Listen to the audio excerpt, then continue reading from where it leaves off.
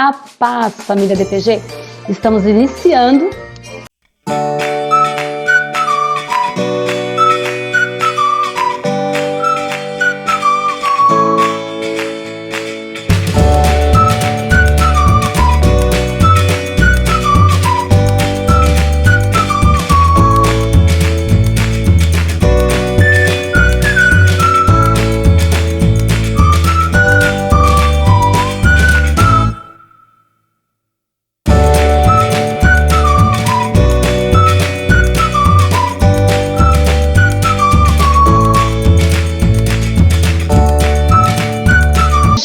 Jaime, que música é essa, Jaime?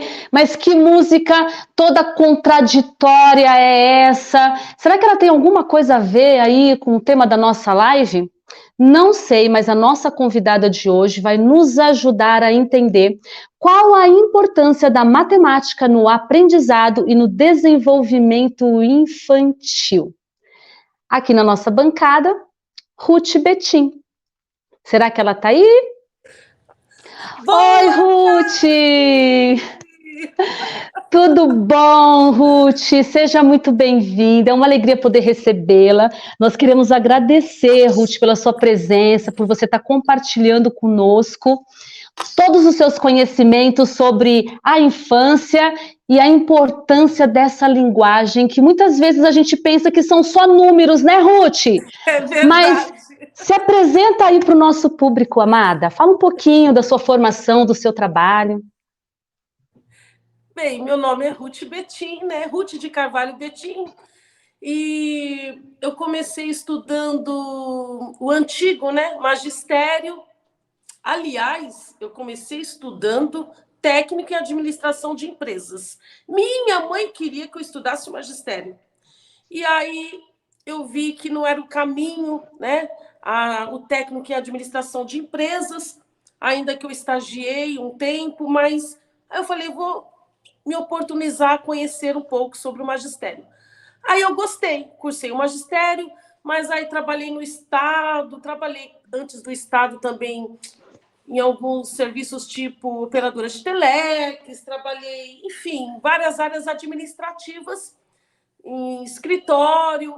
Aí eu prestei um concurso público como oficial administrativo, fiquei mais de 13 anos no Estado, mas sempre no coração aquela vontade de acessar a educação, a área da educação. E o meu diploma lá, né, do magistério, mais de 10 anos, guardado. Aí o que aconteceu? Eu resolvi, então, cursar a licenciatura de matemática, me apaixonei pela matemática, e quando eu estava com 1 ano e meio no curso, eu passei num concurso público, acessei a educação infantil, como PDI, professora de desenvolvimento infantil, e aí eu fui dando continuidade, cursei outros cursos, gestão escolar, pós-graduação, depois bacharel em teologia, e depois docência do ensino superior, mas continuei na educação infantil, porque eu me apaixonei pela educação infantil. E aí eu peguei os conhecimentos matemáticos e comecei a trabalhar na educação infantil. Eu percebi que as professoras na educação infantil, elas trabalham sim a matemática, mas não de forma assim focada, no sentido de fazer um projeto. Não estou dizendo que são todas, eu estou dizendo que tem uma carência, né, do ensino assim diretivo da matemática. A matemática acontece na educação infantil, mas não de forma assim com foco. Aí eu comecei a trabalhar várias atividades com foco na matemática e estou até hoje na educação infantil. Inclusive, ontem fiz uma apresentação sobre a aprendizagem matemática, as interferências geométricas na construção do desenho. E aí estou até hoje na educação infantil, me apaixonando cada vez mais e utilizando os conhecimentos matemáticos adequados, adequando-os à educação infantil. Adequando na educação infantil. E contaminando todas nós professoras, né, a nos apaixonarmos por essa linguagem e entendermos, né, que nós somos a matemática. É impossível não trabalhar essa arte maravilhosa. E como é que entrou a escritora Ruth na sua vida? Conta um pouquinho sobre esse seu trabalho, o livro, a publicação, Ruth. Então, dessa atividade, né, de propor sempre atividades direcionadas com foco na matemática, eu trabalhava geometria, as formas, de formas assim bem lúdicas, né?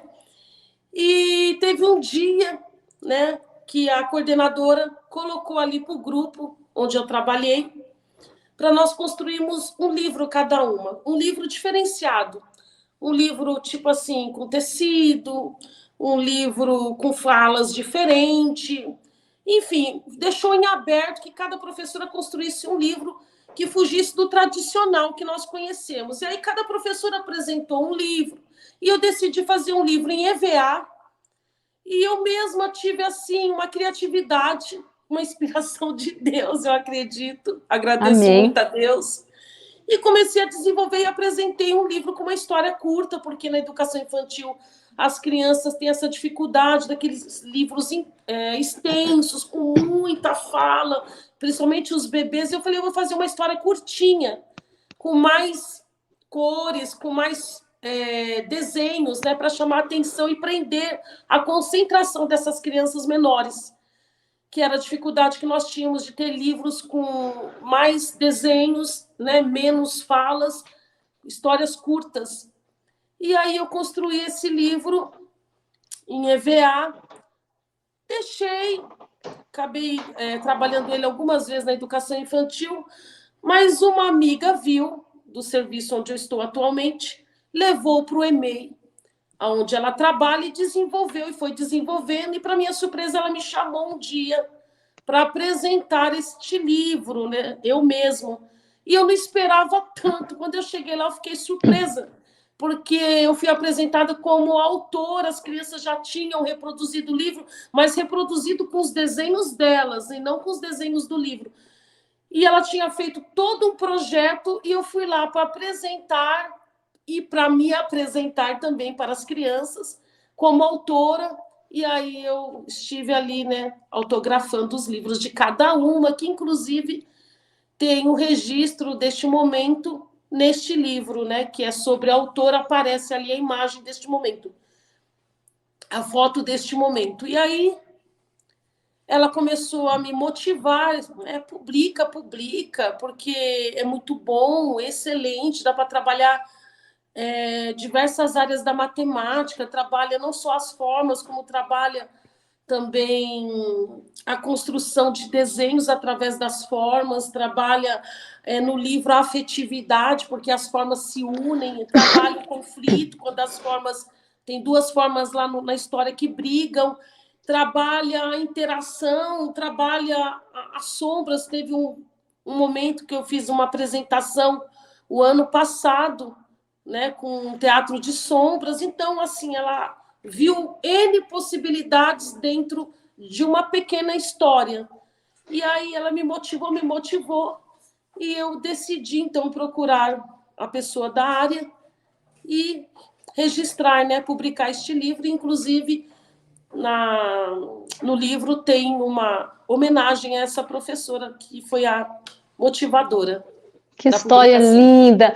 E mais o livro, né, Ruth? O livro ele traz um elemento fundamental que vem sendo destruído dia após dia, que é a família. E que a gente consegue identificar não só o nome da nossa live, né, Política em Família, mas a funcionalidade, a importância, a necessidade da família, e aonde está a família realmente a construção, né? Ruth, é um livro que eu também tive a oportunidade de trabalhar e que realmente, como uma linguagem matemática, ele nos abre várias portas, várias janelas para a criatividade, para a construção, para a imaginação, porque a matemática também é isso, não é, Ruth? Afinal de contas, o que é a matemática? A matemática são números, são contas? É isso que as pessoas pensam? Essa é a linguagem da matemática? Na verdade, as pessoas veem assim, né? Porque geralmente, realmente, né? O nosso primeiro acesso, assim, que a gente identifica a matemática, geralmente é através dos números, das contagens. Aliás, né? Quando nascemos, uma data ali, né? Uma conta. Antes de nascermos, os meses, uma conta, né? falta 3 meses, falta 4, enfim, né? A gente vive nas contas, né? E o Para nosso pagar principalmente. pagar contas, enfim, né? Meu A Jesus. criança está sempre vendo os pais comprando, fazendo soma, fazendo, né, adição, subtração, então é muito presente mesmo a questão numérica, né, dos números na matemática, inclusive, né, desde os primórdios, quando o homem ali não tinha, né, esses símbolos, né, numéricos, né, ele utilizava ali, né, nas pedras, nas paredes, nos lugares, né, pontinhos, usava pauzinhos, né, varetinhas, enfim, que hoje seriam varetas, mas no formato assim, né, pauzinhos contavam como para dar significância aos números, né, que nós utilizamos hoje. Eles utilizavam pauzinhos, utilizavam apontamentos assim de riscos, né, para Verdade. registrar o que eles tinham, o que eles estavam contando, os animais, enfim. Então é muito presente realmente, mas não são só números, né? A matemática ela é além disso, é a nossa vida, o cotidiano, né? É essencial para a vida de qualquer pessoa. Precisamos dela para calcular trocos, até para cozinhar. A gente usa a matemática para cozinhar. Quando vai reformar uma casa, tem que fazer toda a metragem, né, a medição, né, da área quadrada, quantos azulejos terá que comprar para colocar. Então, a gente usa matemática em tudo, o diâmetro da panela. Quando você vai comprar uma panela, aí você fala, não vou comprar que esse diâmetro é pequeno, né? Então, a panela é pequena, tem que ser de 24. Então, a gente usa o tempo inteiro a matemática. Mas, realmente, os números, eles são mais, né, vistos, né? Porque é a forma mais forte da matemática de se representar, né? De tirar o abstrato e colocar para o real, né? Para o real. É verdade. E aí a gente percebe, né, na infância, por a gente ter esse olhar apenas para os números, quanto se perde, né, Ruth, para o desenvolvimento infantil mesmo e das questões cognitivas e do raciocínio dessa criança, né? Então, vamos falar primeiro assim sobre as áreas de estudo da matemática. Já que a gente está falando de números assim, como que a gente pode aí classificar essas áreas de estudo dentro aí da matemática? As áreas de estudo. São várias áreas, né? Tem a estatística, né? Que a gente faz levantamento de dados, né? É muito presente a estatística. A geometria, né? A A geometria, geometria. que aliás dentro dessas áreas de estudo é o que mais foco tem, né? Quando a gente vai falar de educação infantil, né, Ruth? É engraçado que a matemática ela tem várias áreas de estudos, mas a que a gente também mais foca, e eu acredito que erroneamente, também é mais voltado para a questão geométrica, né? Porque a gente estuda as medidas, né, das formas, né, das figuras planas ou espaciais, enfim. A geometria é a que eu mais utilizo na educação infantil. A álgebra, né, é complicado, né? Estudam-se as questões que envolvem equações, operações, funções, né, polinômios, estruturas algébricas, né? Mas, assim, as mais utilizáveis, a estatística é bem presente, a aritmética, né? Aritmética. É, bem, é, Que lida com as bem, operações numéricas, né? sim. E que, A obviamente, a gente não soma, a vai subtração, a multiplicação, que é o que a gente, né, mais vê, né? mais É a ver. E que aritmética. também, de certa forma, é bastante trabalhado na primeira infância. Quando a gente ensina as crianças a contarem, quantos dedinhos tem, quantas pedras elas precisam estar colhendo ali no jardim, né? Então, de certa forma, a gente também usa essa matemática mais conhecida e mais mecânica. Ô, Ruth, A fala aritmética, né? É a a mais. aritmética. E Porém, assim, hum, a gente percebe que a gente vai falando, estuda mais essa, trabalha mais essa, mas na verdade trabalham todas. será que a É gente, que a como que a gente gente às vezes visualiza mais uma, mas o tempo inteiro a gente está trabalhando todas, né? Elas se atrelam. Elas se atrelam. E, na verdade, Ruth, é essa pergunta, então, que não quer calar para o tema da nossa live. Porque nós iniciamos com a seguinte observação. A matemática é uma linguagem, ela está presente, sim, na infância, mas ela acaba passando meio que despercebida em alguns momentos, as suas atuações, porque a gente acredita que matemática é você contar, você subtrair, você somar, você tá brincando ali com os números, e a matemática vai muito além disso, uma vez que ela é o carro-chefe do raciocínio lógico, né, Ruth? Então eu queria que você contasse para a gente assim, que você falasse um pouco sobre a importância da matemática, dessa linguagem, como exercício do pensamento abstrato e do raciocínio lógico, porque é justamente aí que entra esse poder de aprendizado e de desenvolvimento infantil para uma vida adulta mais saudável, mais pensante, né, Ruth? Então, como é que a gente pode falar da matemática como um exercício do pensamento abstrato e do raciocínio lógico?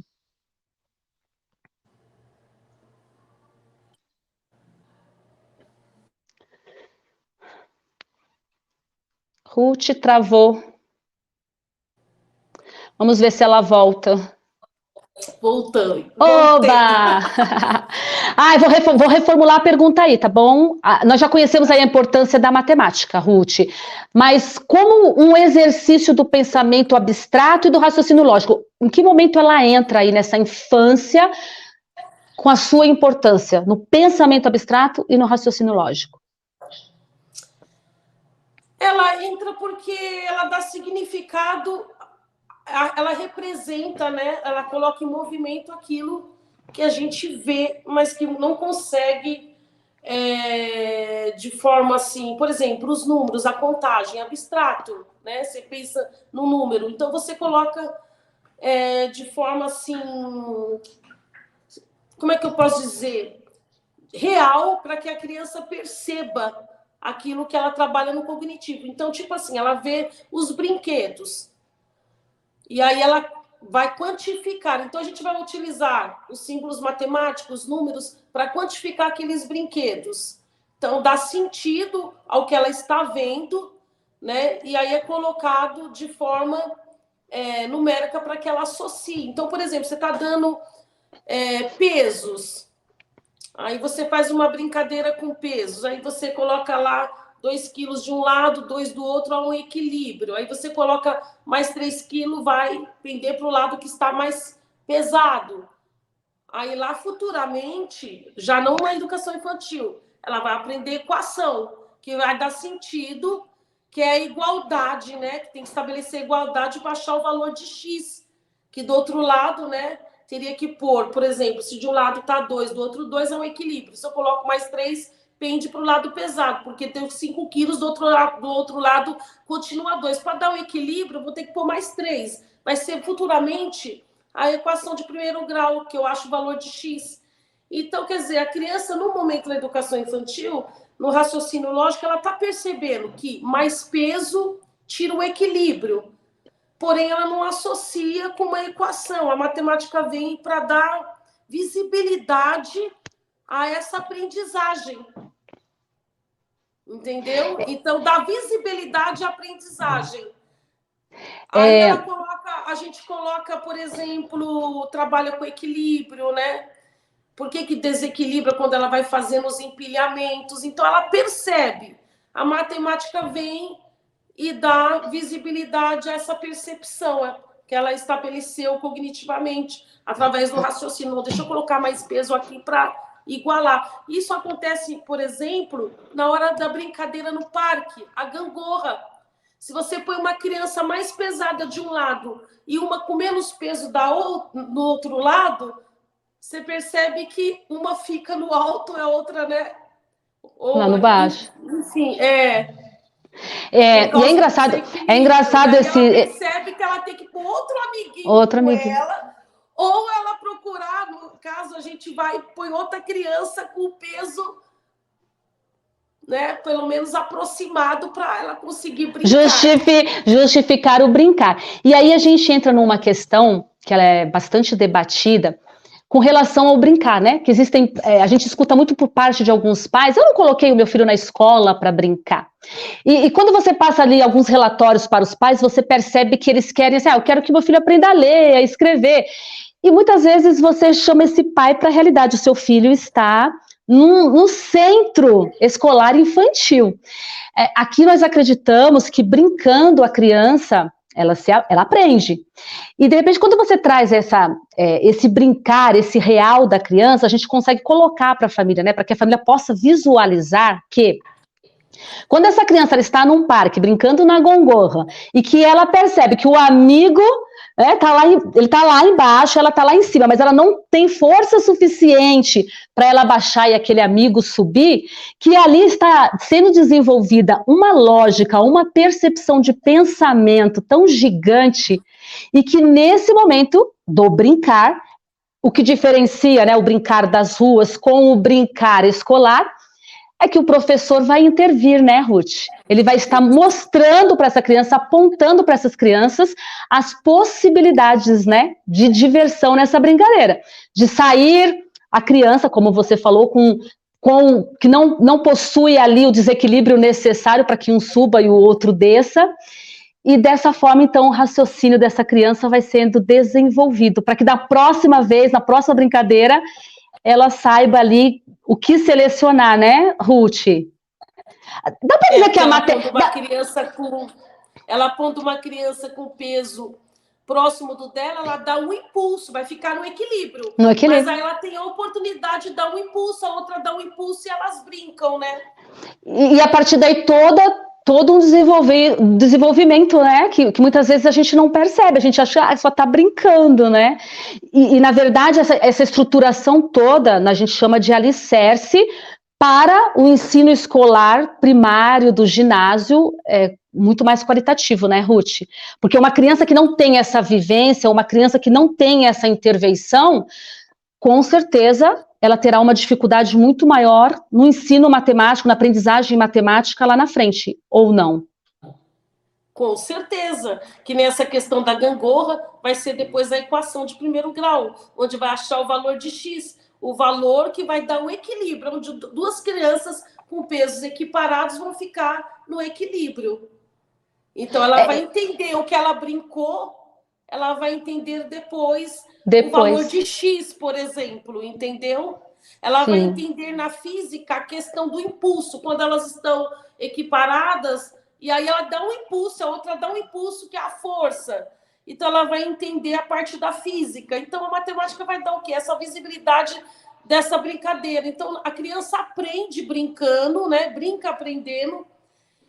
E aí, depois, futuramente, vem as fórmulas, vem um estudo sobre aquilo que ela vivenciou, que ela percebeu no raciocínio lógico, mas que ela não conseguiu dar visibilidade, né, ali de escrita matemática.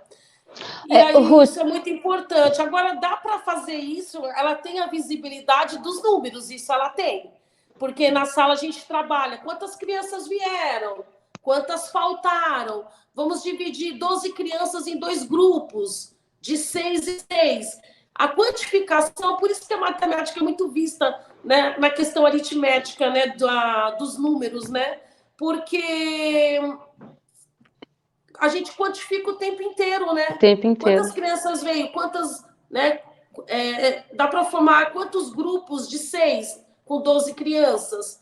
Ali na roda, enfim, quando a gente faz uma brincadeira, por exemplo, dança das cadeiras, tem 9 cadeiras, aí brinca, aí uma criança saiu, tem 8, aí vai diminuindo, ela percebe a subtração. Então, a questão aritmética, a gente consegue já dar visibilidade já no tempo real de brincar e ver, né, a matemática ali de forma bem sucinta, bem presente, bem direta. As outras brincadeiras, como da gangorra, ela vai perceber mais para frente a formulação, né, o registro ali, a percepção e... Enfim, é importante nós falarmos para as famílias que estão nos acompanhando, ou as que virão durante a semana, que o brincar, na verdade, é a base de toda a infância. Nós brincamos, né? E que a criança precisa brincar. E que quando nós brincamos, nós nos machucávamos, né? Eu vivi aquela fase de perder a ponta do dedão do pé, de ir chorando para casa com o joelho todo arranhado e a mamãe dizer, né? Se chorar, apanha dobrado, porque aí você vai saber o que é bom, uma dor no machucado mesmo. E que hoje em dia a gente percebe que assim, a criança ela vai para a escola, ela não pode se machucar, ela não pode se sujar. E aí é cobrado do professor que ele eduque, sendo que a função do professor é a função escolar. E a educação sempre foi e sempre será da família. Então, a criança que vai educada para a escola, com certeza, o professor ele vai conseguir desenvolver ali as habilidades que são necessárias. Diferente quando você tem, né, um grupo de crianças que não recebem a educação, que vão para a escola e o professor tem que parar a sua função, que é realmente colaborar com esse aprendizado e esse desenvolvimento da infância, para educar o filho que já deveria ter vindo educado de casa. E que sobre todo isso, todo esse ocorrido, a criança não pode ir suja para casa, a criança não pode ir machucada para casa, e aí a gente fala das experiências matemáticas, né? Uma criança que não pode viver, que não pode explorar, que não pode experienciar como é uma criança que vai aprender a matemática de uma forma que seja prazerosa, como que você colocou, brincando na gongorra e desenvolvendo as questões do raciocínio lógico, para mais tarde conseguir responder ali a uma equação, né? Como essa criança vai ser preparada se ela não pode experienciar, Ruth, todas essas delícias, né, que é cavar um buraco, que é enterrar um bichinho dentro desse buraco, que é contar mesmo ali, nas proporções dela, quantos bichinhos ela enterrou, né, ela não sabe em números, mas ela sabe dizer, enterrei mais do que você, você enterrou menos do que eu. Então, quando essa criança não tem essa vivência, a matemática ela fica pura e simples para essa criança, né? São só os números. Se ela for capaz de entender e calcular, ela vai ser boa em matemática. Se ela não for capaz, acabou a matemática para ela, né, Ruth? É verdade. É triste, né, amiga?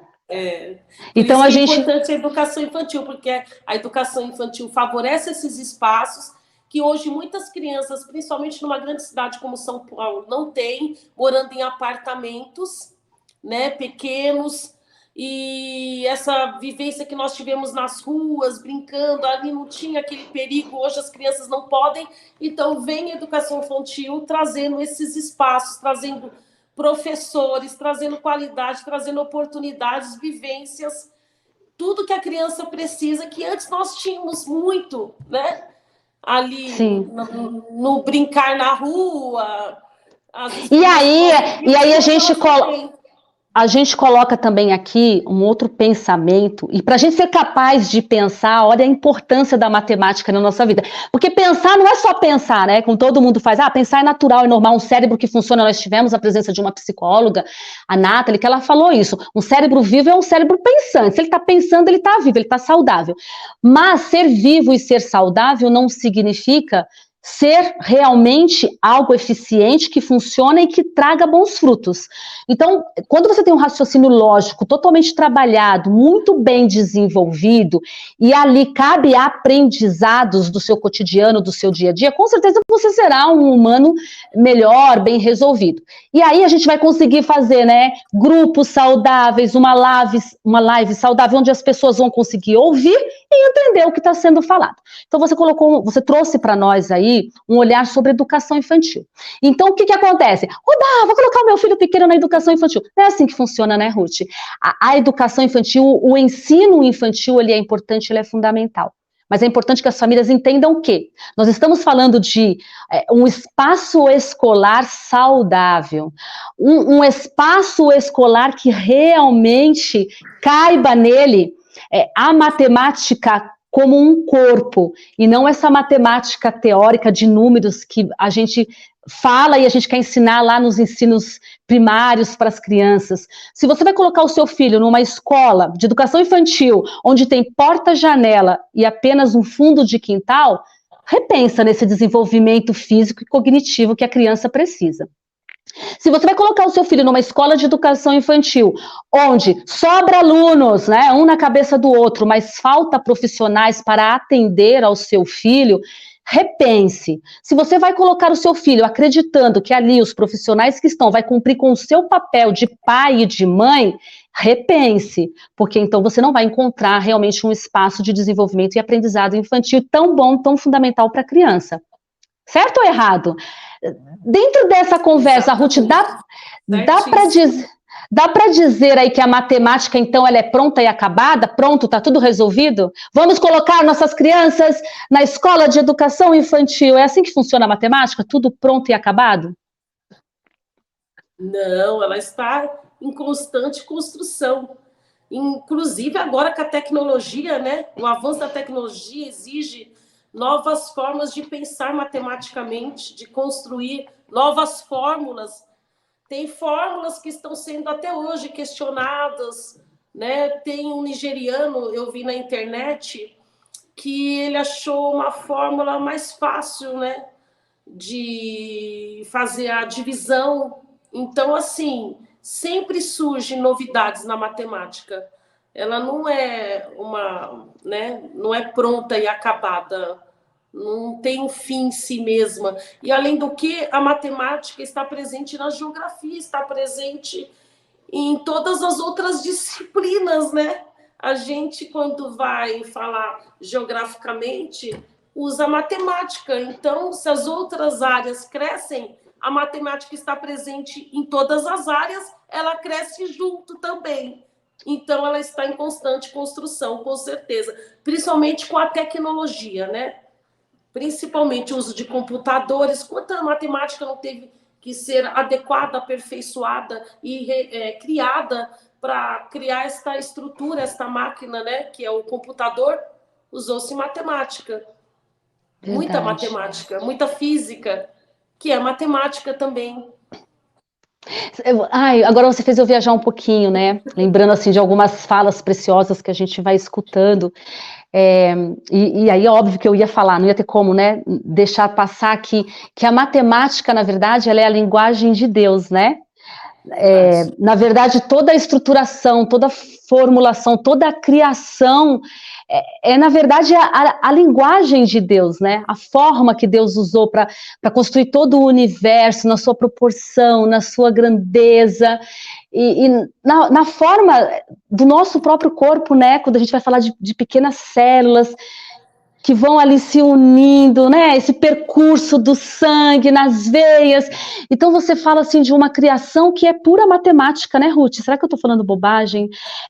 Ruth, eu me encantei tanto em trabalhar a matemática que você trouxe para a educação infantil, que quando eu procurei me aprofundar nela para exercer o trabalho com as crianças, eu percebi que as outras linguagens, obviamente, tem o seu valor e a sua importância, porque o ser humano ele precisa ser desenvolvido como um todo, mas que entender a importância, a grandeza da matemática é entender toda a criação, é entender definitivamente para quem pergunta, mas quem criou Deus, né? O infinito! Deus é o infinito, e se Deus é o infinito, a matemática é infinita. É por isso que ela não pode ser vista como algo pronto e acabado, né, Ruth? É verdade. Aliás, eu também ouvi alguém dizendo que, assim, a matemática, na verdade, ela não tem fim, né? Porque por mais que você estude, por mais que você pesquise, por mais que você conheça, por mais que você descubra, você nunca vai saber o fim, porque não tem fim. Verdade. Porque ela é a linguagem de Deus, e eu achei isso tão lindo. Essa pessoa, ela dizer que a matemática, na verdade, ela é um tesouro que nós ainda não descobrimos, porque a nossa mente fica muito relacionando ela com os números, com as contas, e a gente não percebe que ela está em cada movimento, em cada atitude, e que quando eu tenho um raciocínio lógico, de fato desenvolvido, e que isso acontece na infância, não adianta com 10, 12 anos você querer desenvolver isso, não. Você precisa, porque você vai conseguir, mas com um atraso dos outros 10 anos, né, que você não trabalhou na primeira infância.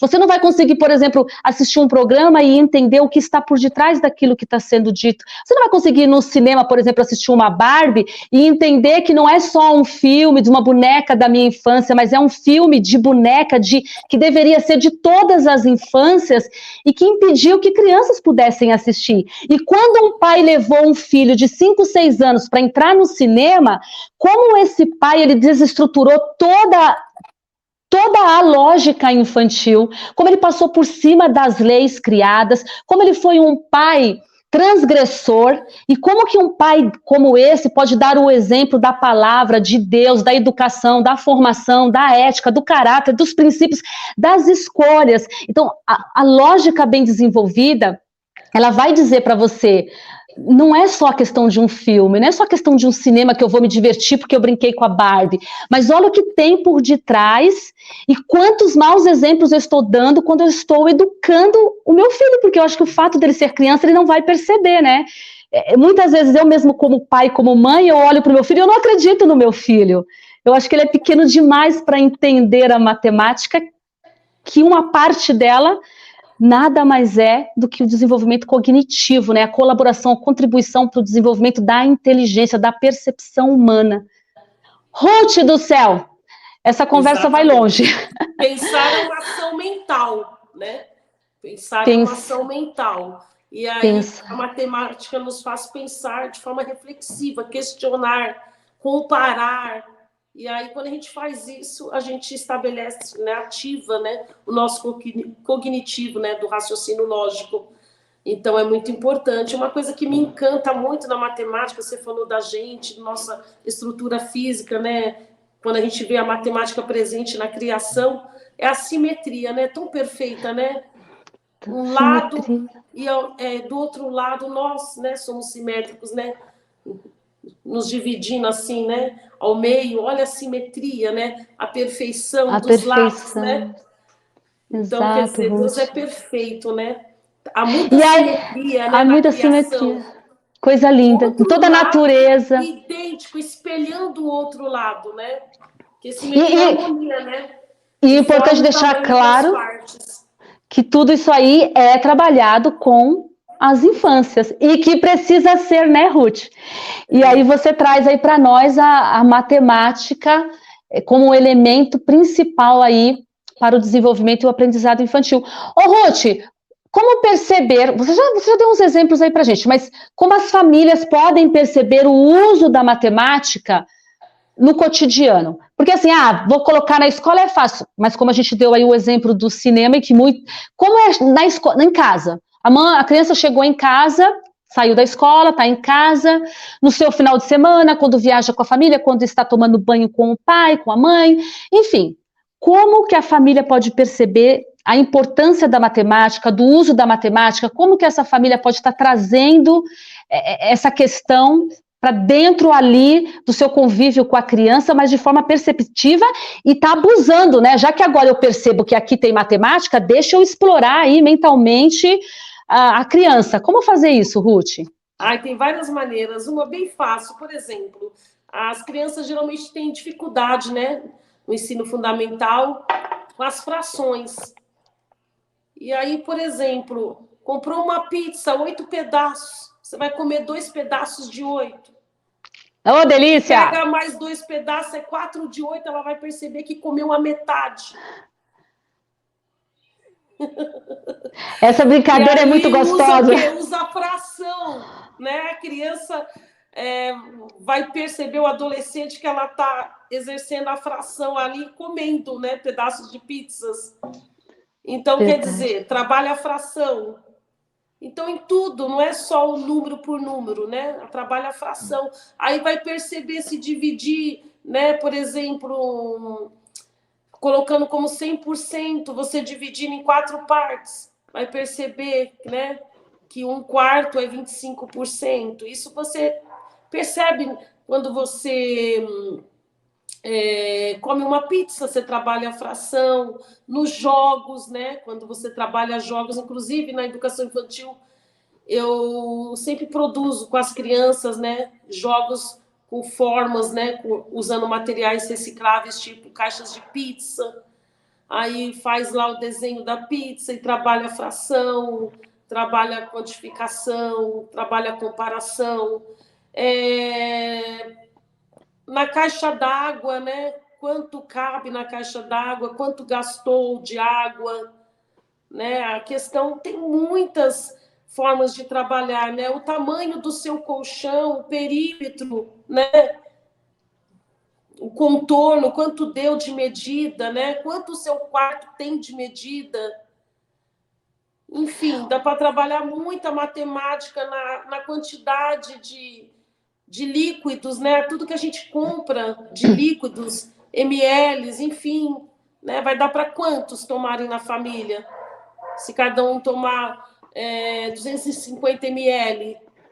Enfim, dá para utilizar jogos, brincadeiras, enfim, muita coisa, dá para trabalhar muita coisa. Só que a família precisa, né, muitas das vezes, deste professor que vai estar trabalhando com a família para dar visibilidade a esse conhecimento para ela poder trabalhar. Então, por exemplo, o ano passado a gente construiu muitos jogos matemáticos com caixas de pizzas, né? Então, tipo assim, foi dado para o pai. Inclusive, eu passei até os links para você também de alguns deles que estão no meu Face. Então, pega um círculo, corta uma caixa ali, círculo. Aí, para a criança que é bebê, você corta ao meio, pede, vai encaixando com ela vai, né? Pegando as noções necessárias, Se né, Ruth? desenvolvendo, uma criança de 2 anos, corta em 3 partes. Venceu o desafio, corta em 4 partes. E vai, cada desafio que é proposto, e ela vence, você vai cortando o mesmo, né?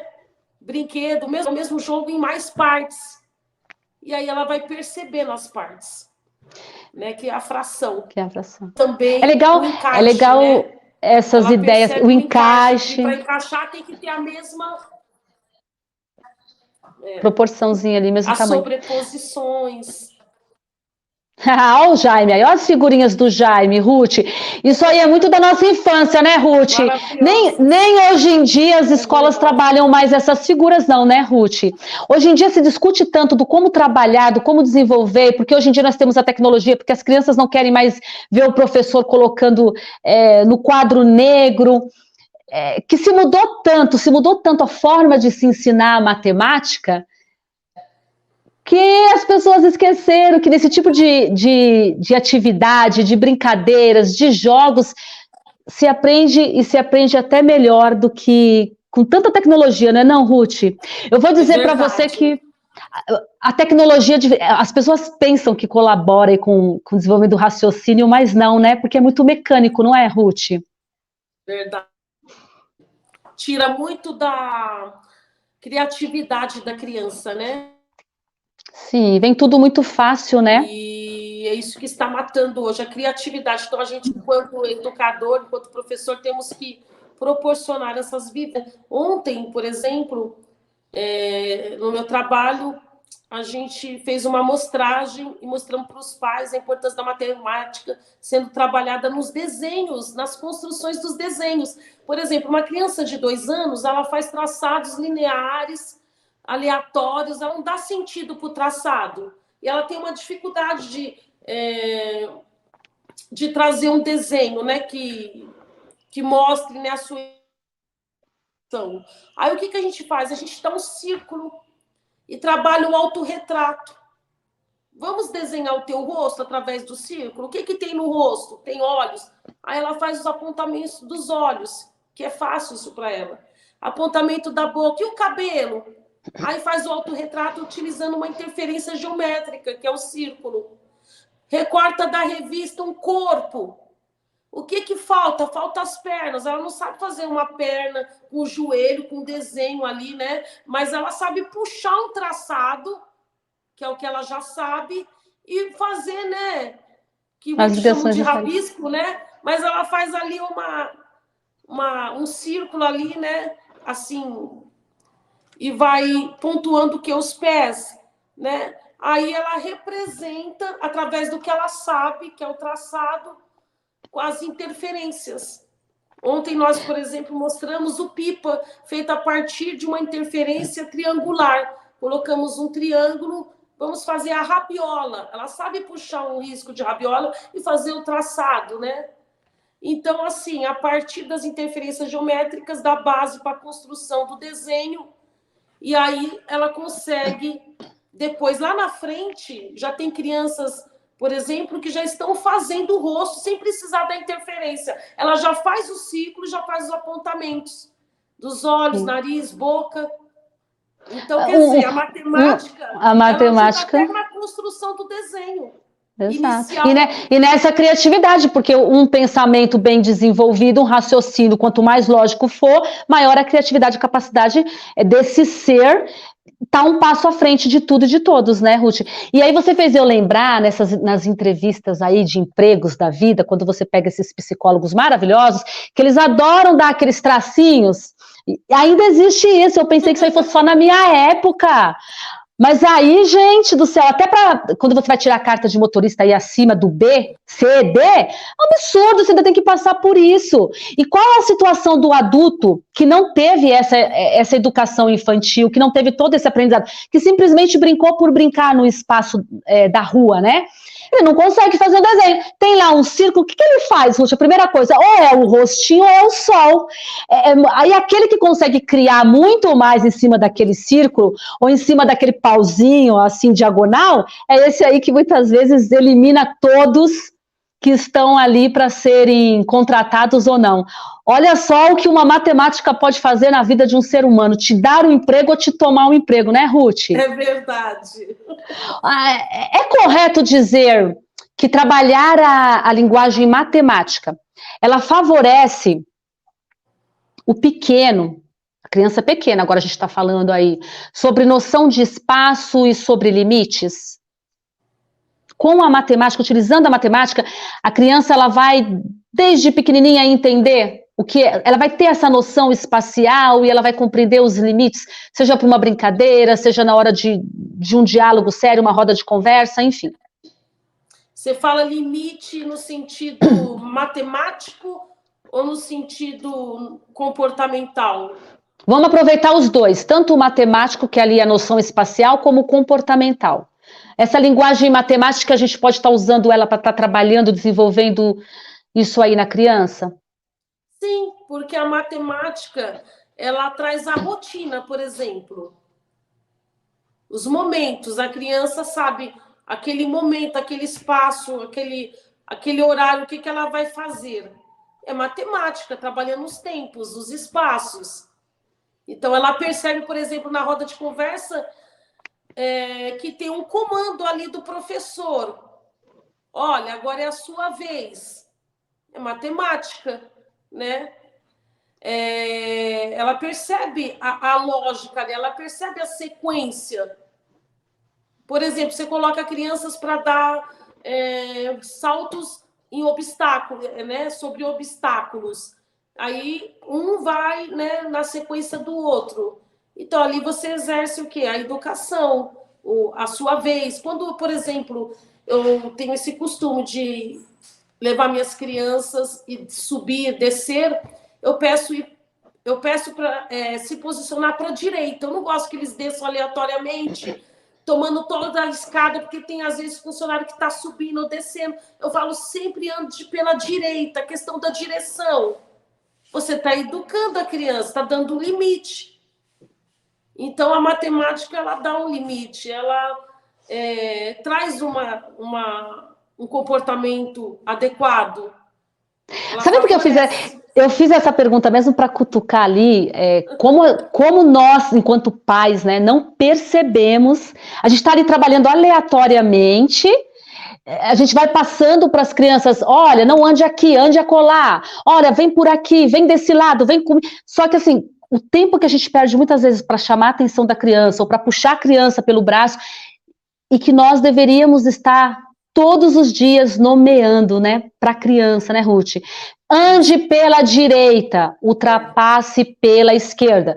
dessa forma, você não só sabe se comportar no espaço, você não só sabe se direcionar no espaço, como você entende o espaço. Se eu estou andando numa calçada aleatoriamente, vem um outro do outro lado aleatoriamente, o que vai acontecer? Nós vamos trombar, e por eu não ter um raciocínio lógico de que, nós vamos ficar dançando na calçada e ainda vou xingar. Sendo que assim, só me faltou meu pai dizer, querido, vamos andar pela direita e a ultrapassagem é pela esquerda. Se toda a família ensinasse isso, não só no falar, né, Ruth, mas no exemplo, porque é um tal de pai puxar o filho para andar na direita, mas ele está na esquerda, é difícil. Como que nós vamos desenvolver esses seres? E aí eu sinto uma tristeza muito grande, né, naquela proporção também matemática social. Tem os que nasceram para mandar, e os que nasceram para obedecer. Tem os que nasceram para serem os senhores feudais e os que nasceram para ser escravo e suportarem os chicotes. Porque nós temos uma live, Ruth, com a intenção de informar as famílias, mas as famílias ainda preferem discutir a baixaria da humanidade. A sociedade ainda prefere expor a sua opinião e a sua inteligência baseadas no pai da matemática, dando prêmios a homens e esquecendo que o seu criador é Deus. As pessoas ainda preferem perguntar, mas quem criou Deus, mesmo quando existe alguém dizendo que é infinito e que, portanto, ele é o seu criador. O pai ainda prefere, muitas vezes, dizer que a responsabilidade do educar é da escola e do professor, onde ele coloca o seu filho ali 12 horas e usando como desculpa, eu tenho que trabalhar e eu não tenho com quem deixar. Mas a lógica do raciocínio de pensar na sua família, que família eu quero? Quando eu abro a porta da minha casa, que tipo de gente eu estou acolhendo no meu lar? Esses pensamentos que dão trabalhos e que não acontecem porque eles não foram trabalhados na infância. Então, hoje nós temos adultos que não conseguem pensar como deveriam, né? E muitas vezes nós estamos nesse meio porque a nossa educação, nossa criação dependeu desses nossos pais que também não tiveram todo esse aprendizado, todo esse desenvolvimento, que hoje em dia muitas escolas estão ofertando. E eu digo estão ofertando porque nós também temos aí uma rede de escolas que ainda insiste em ensinar os números para as crianças. Somente os números. E que, assim, esses adultos, eles serão grandes mestres nessa nova tecnologia, nesse novo 5G.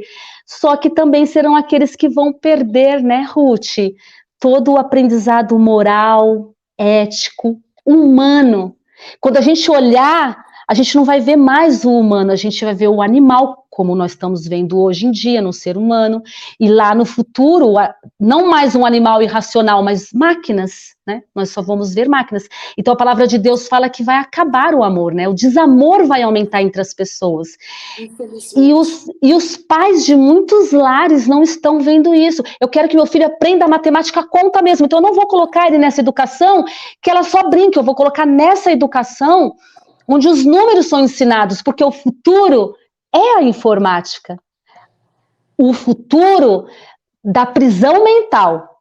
Mas eles esquecem que o futuro da salvação é o eterno. É o pai da matemática. É aquele que...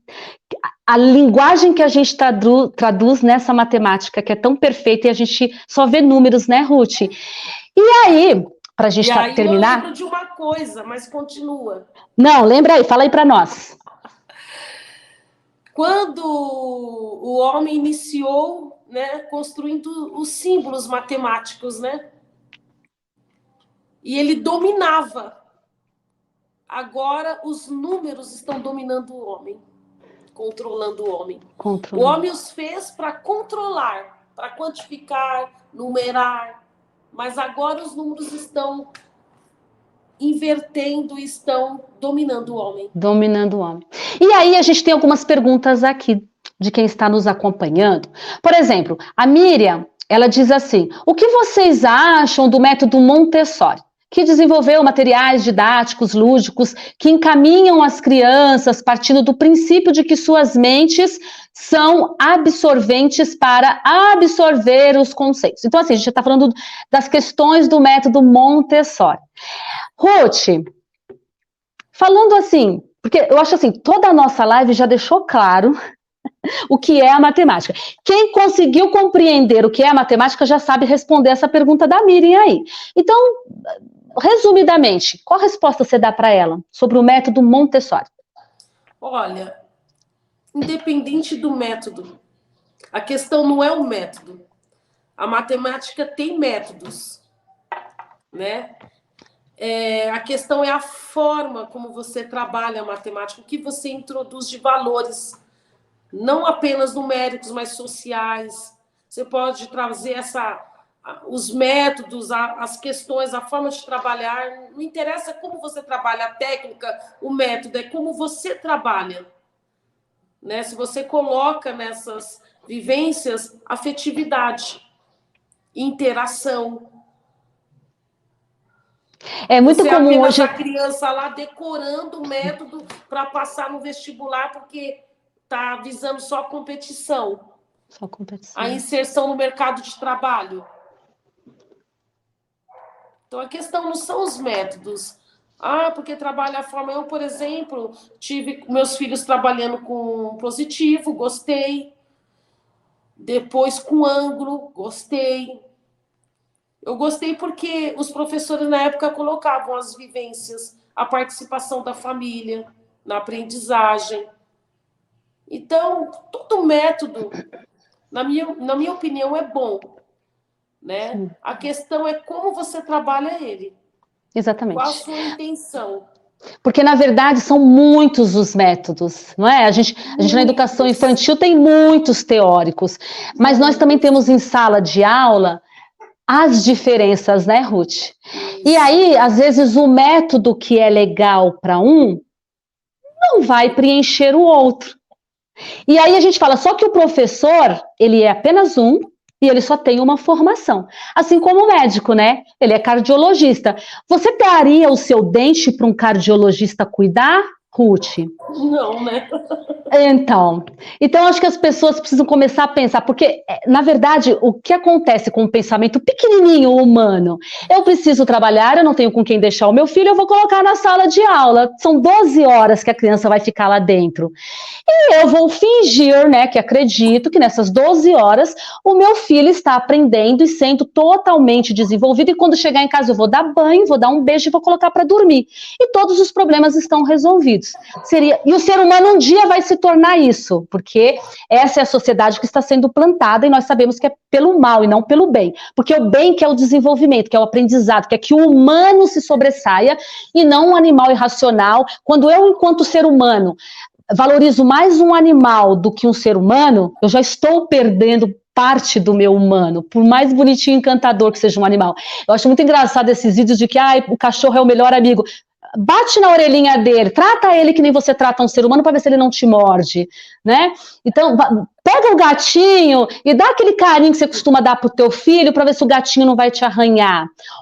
Ou seja, tão sem presença na vida do seu animalzinho, como você é na vida do seu filho, para ver se se esse animalzinho vai ser realmente tão brincalhão e tão carinhoso. E o ser humano, ele simplesmente vai atirando para tudo quanto é lado. E não pensando matematicamente, porque se ele for pensar matematicamente, ele só vê números, né, Ruth? Então, assim, se a criança ela é diferente, ela precisa de um atendimento diferente nas suas necessidades. E o método Montessori, ele foi construído para isso, né, Ruth? Para atender uma especificidade que deu certo ali. Quem estudar a vida, né, da Montessori vai entender por que ela criou esse método, porque ele funcionou ali e funcionou com outros que tinham a mesma necessidade. E assim é o construtivismo. Ele deu super certo. O tradicional que critica, eu também gosto. Eu tenho crianças, Ruth, que elas precisam do tradicional. Se eu não entrar com uma linguagem mais behaviorista, a criança não anda.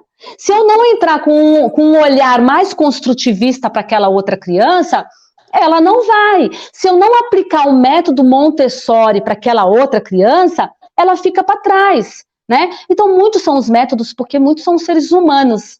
Agora, a escola, ela não tem.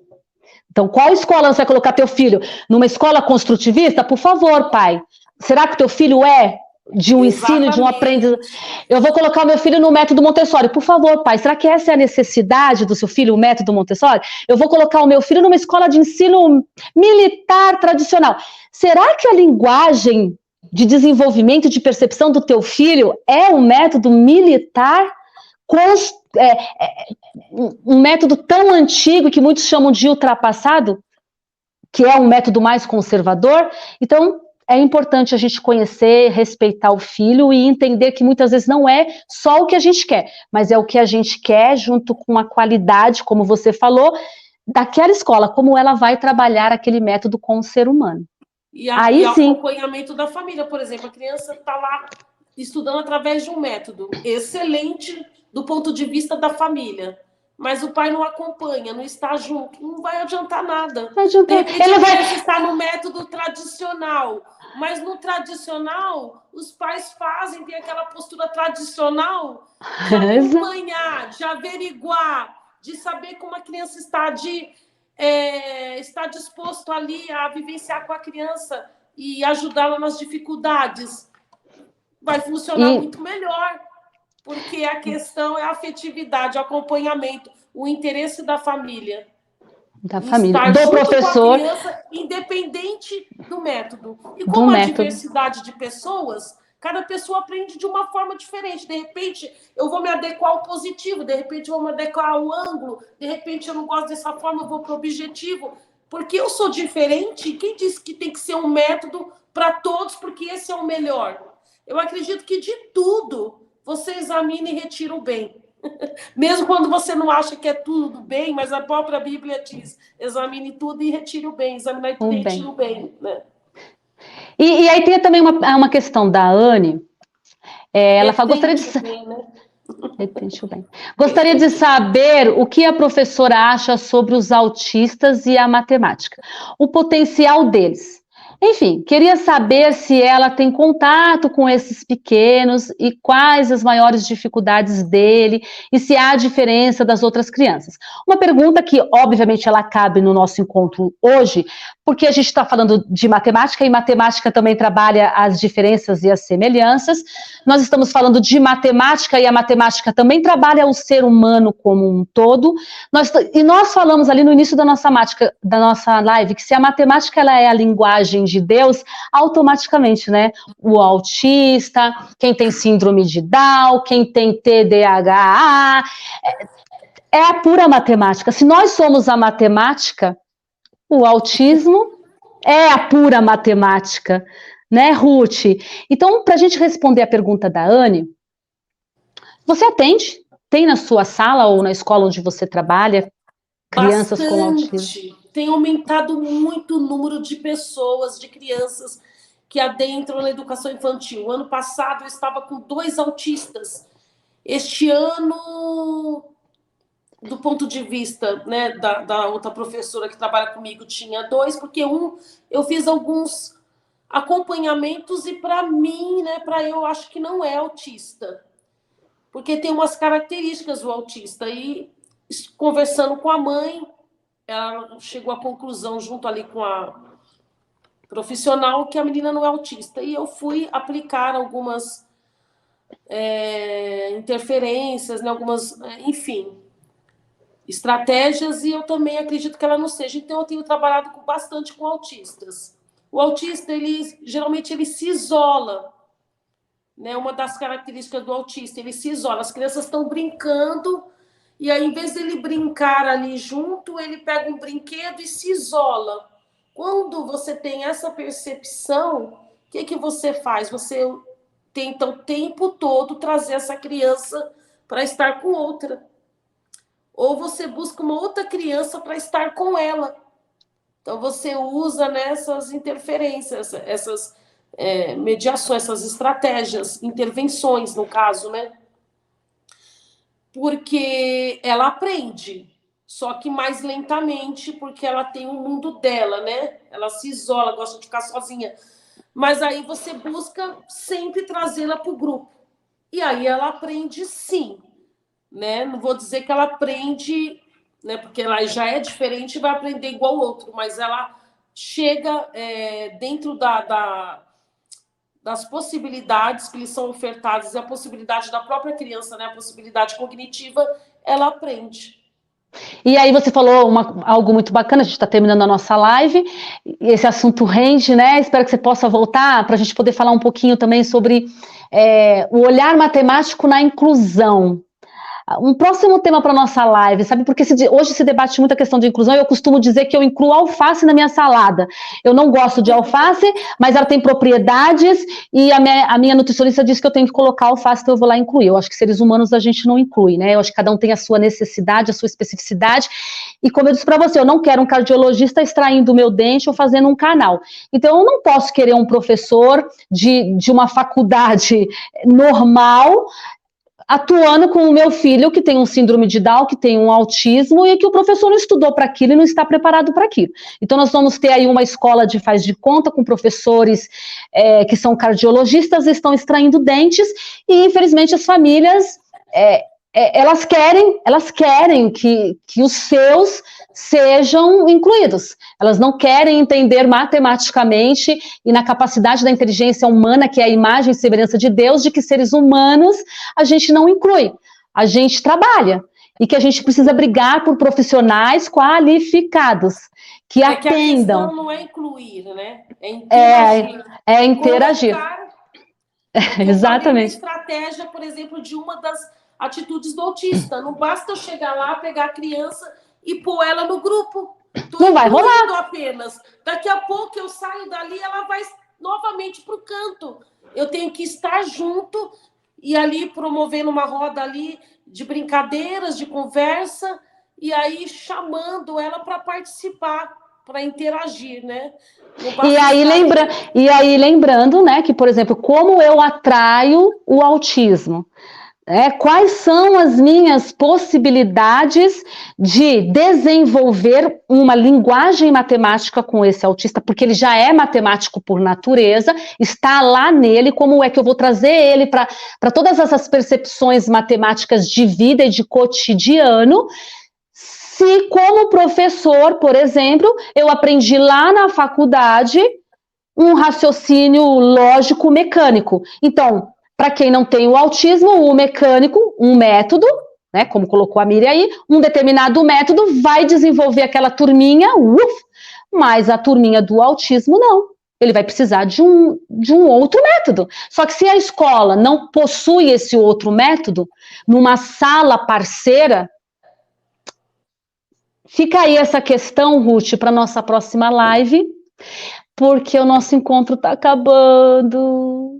O autista também precisa de rotina. Precisa de rotina.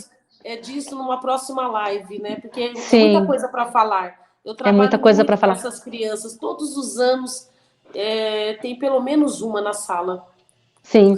E eu fico muito, muito triste, né? Porque existe, assim, uma teoria linda e que está nos documentos e nos papéis sobre a questão do incluir, e uma prática que eu julgo vergonhosa e que precisa matematicamente ser aí recalculada, né? Um probleminha que precisa ali de sentenças perfeitas para um resultado perfeito. Ruth, minha amada pastora, educadora, para nós finalizarmos a live, fala para as pessoas onde a gente pode encontrar o seu livro, deixando claro que, assim, geralmente os paizinhos vão lá e compram um livro de história, porque Maria fez isso, fez aquilo, e esquecem de incluir a matemática nesses livros de contação de história. Então, o seu livro é uma obra de arte, o seu livro, a sua literatura é de uma riqueza fantástica para percepções e o desenvolvimento na aprendizagem infantil necessária. É importante que as crianças tenham contato com esse material, que as famílias possam proporcionar essa riqueza de leitura, e não só a leitura, né, que ela é ali labial e de ouvir, mas também a de visual e a de toque. Quando a criança for ali manusear esse livro perfeito. Fala um pouquinho como que elas podem adquirir o livro. E também já deixo o endereço das suas redes aí para quem quiser conhecer um pouquinho mais da professora Ruth, da pastora Ruth e da escritora Ruth. Então, inicialmente ele está no... como é que pronuncia? O Wyclef? Como é? Nem Wyclef. Eu sei. O Wyclef, é isso? Isso. Isso, e o Jaime vai colocar. Isso. Passa pra gente o endereço, Ruth. O endereço do Wyclef? Ou o link, você tem o link aí? Você mandou pro Jaime? Que aí o Jaime coloca na nossa live. Enviei para você. Dá uma Perfeito, olhadinha. então. Tá, aí eu vou mandar pro Jaime e ele coloca para nós. Ô, Ruth, e aí? Você tem Insta, Face que você queira deixar para as pessoas acionar? Tem Face. Pode passar pra gente. Eu estou com 2 Face, porque um eu criei, não sei como. Eu preciso até ficar com apenas um. Mas o que eu coloquei, as vivências, né? De brincadeiras, de brinquedos construídos, né? Com materiais que tem em casa. O pai não precisa comprar. E são bem interessantes os vídeos, porque mostram jogos matemáticos, enfim. Ruth de Carvalho Betim. Ruth de Carvalho Betim, no Face. E lá os pais vão poder ver vários jogos que eles podem estar aplicando com seus filhos. E aí, antes de terminar, porque olha como a conversa vem, a gente escuta muito assim, não, jogar vicia, não pode jogar, eles jogam no computador, eles jogam no celular.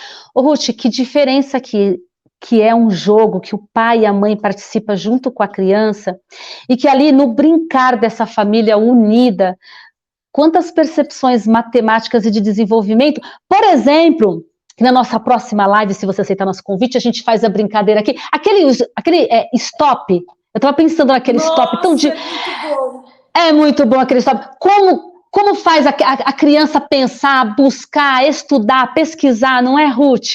Verdade. E que as famílias podem estar se unindo aí num churrasco de família, todo mundo com um caderninho, uma caneta, vamos brincar de stop, coloca a criança, vamos falar marcas de brinquedo, as crianças vão dar uma rasteira nos pais, né?